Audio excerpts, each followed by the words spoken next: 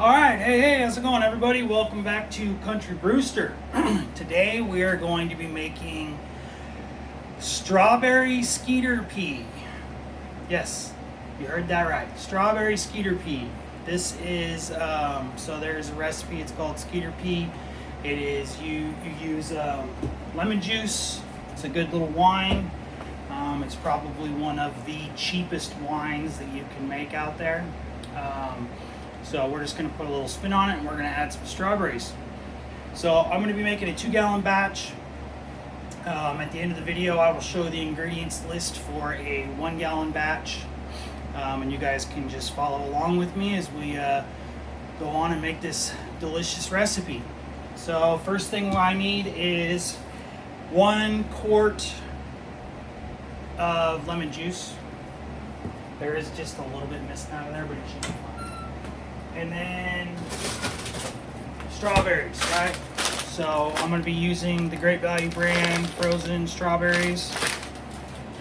First thing we're going to do is we're going to get our water heated up.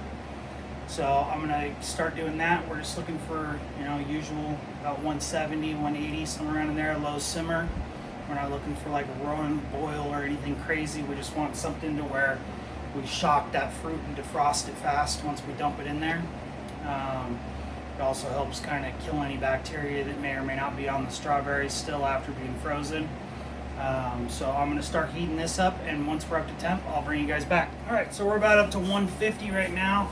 While this is finishing heating up, I just added in our 1 quart of lemon juice. So I also wanted to mention I have half of my water in here. So if you were doing a 1-gallon batch, you would have half a gallon in your pot that you were heating up and doing all this with, right? Plus you add in a quart of lemon juice, or for you it would be half a quart of lemon juice. So that's obviously going to bring your level up, so you're not going to quite be at a gallon. So you want to start with a half gallon here so that you can finish off with an even gallon. Alright, next I'm going to add in our tannin source. I'm using wine tannins. For you at home, you can use black tea bag. If you have wine tannins like I do, you purchased off Amazon, you can use that. I'm going to go with half a teaspoon.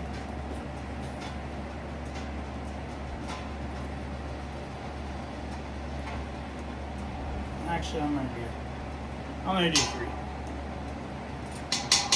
3. 3/4 of a teaspoon.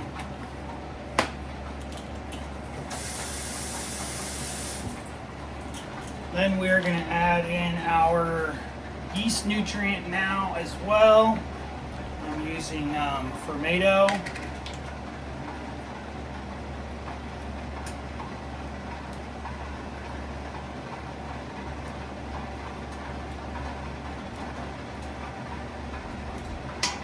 With 1 teaspoon.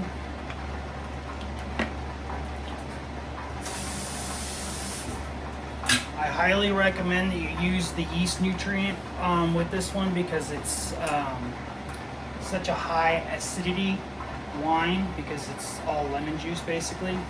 You're going to want to use yeast nutrient, and you're going to want to use Lalvin 71B yeast.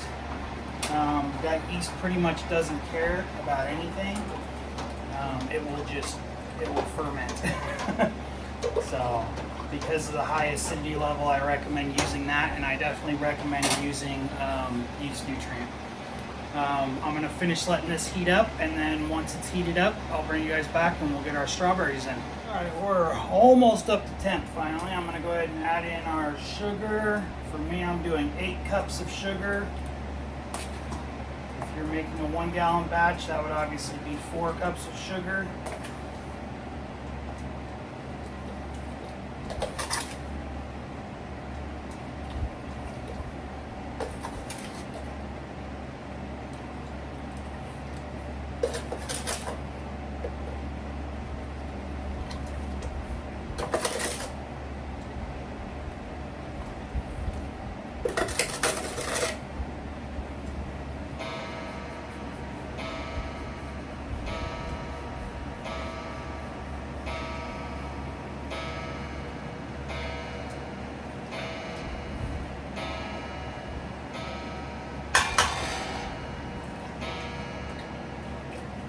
And as usual, everything has already been cleaned and sanitized beforehand. For any of you newcomers that are watching this recipe, I clean and sanitize everything before I start filming, so that you guys don't have to watch me do all that.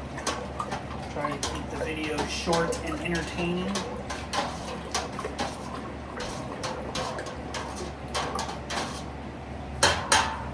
Alright, I'm going to finish letting this heat up. Soon, hopefully, we'll be adding the strawberries in. Alright, we are finally up to temp. So I got our brew bag.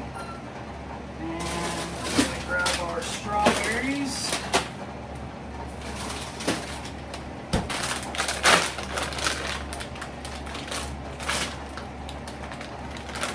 We're going to add these into the brew bag. Try not to make a mess. Once these strawberries soften up a little bit, I'm gonna take the potato masher and kind of mash them a little bit, just so we can get some more surface area. Strawberries can be a little finicky. Another thing you could do too, as far as like trying to get fruit to, or the flavor to really come out. Another thing, if you wanted, you could throw these in the blender and then add them into the brew bag, or food processor or anything like that would work if you wanted to do something along those lines. I'm not going to. I'm just going to put them right in here and let them soften up, and then I'm going to use the potato masher, like I said. So it's entirely up to you how you want to do it at home.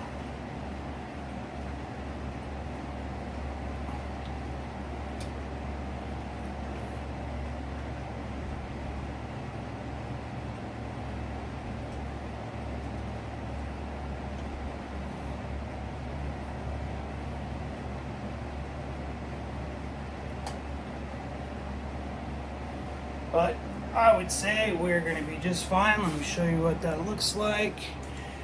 It's already starting to turn pink. So I'd say we're doing all right, off to a good start here. All right, so I'm going to let these soak probably half hour. I'm going to do a half hour. I'm going to let these soak in this water for about a half hour. And let this kind of meld together, let those strawberries defrost the rest of the way in there. I'm going to probably mix it around every couple of minutes, every 5-10 minutes or so, just kind of mix it around, just so that the strawberries that are floating on top can get submerged in there also. So in about a half hour, I'll bring you guys back and we'll get this added into the bucket and get us topped off to that 2-gallon line and get all that kind of stuff going, all right? So I'll see you guys. Okay, so I got too many recipes going on today. So we're gonna add pectic enzyme to this, so I'm not gonna worry about letting it cool and sit for that 30 minutes because it's gonna sit for 24 hours. So for those of you following at home, what I'm gonna do right now is I'm gonna add pectic enzyme. You'll be doing the same, right? We're gonna throw that in here. I'm not gonna bring you guys back when I pitch the yeast. I wanna get this video uploaded so that you guys can check it out.